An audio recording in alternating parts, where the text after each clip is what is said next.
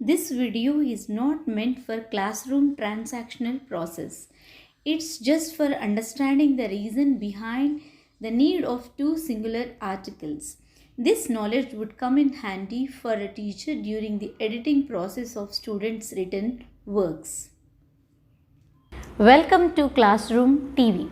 Today we are not going to talk about the use of articles, but we are going to talk about the reason behind using "and" before singular nouns beginning with a vowel sound.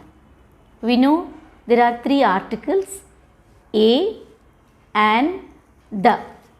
While the is a definite article, we have two indefinite articles, a and. Why do we need two indefinite articles when we have only one definite article? Today, let's find out the reason. Let's see a set of phrases: a pencil, a mango, a banana. Did you listen to the pronunciation? Now let's see another set of phrases. Here, a apple, a orange, a umbrella.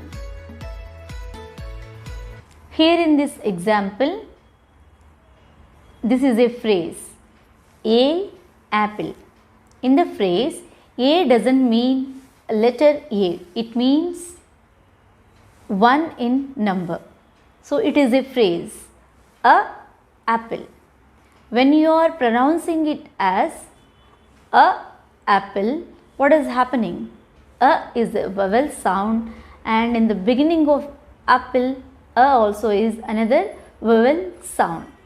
So two vowel sounds are overlapping each other, and when two vowel sounds overlap each other, how would it be? Now listen, a apple, a apple. The flow is not smooth, right? Now let's take the next example, a orange.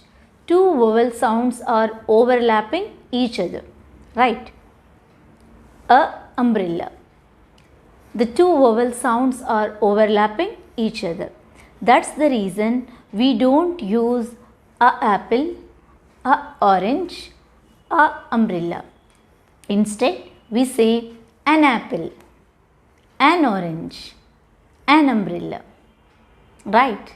So here we are having another, that means the second indefinite article, only because the two vowel sounds are overlapping each other, and while we are pronouncing those phrases, the flow is not smooth. In order to avoid this roughness in pronunciation, we have an extra indefinite article.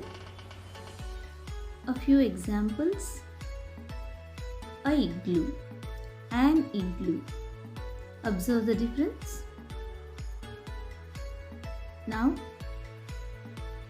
a MLA, an MLA. See how smooth the flow is for an MLA. A elephant, an elephant. The second one is smoother. A ostrich, an ostrich. Hope this knowledge about the usage of "and" will be helpful whenever a student comes up wondering why we need "and" when we already have "a" to be used before singular nouns. Hope that was helpful. Thank you. Like, share, subscribe and hit bell icon for notifications of Classroom TV.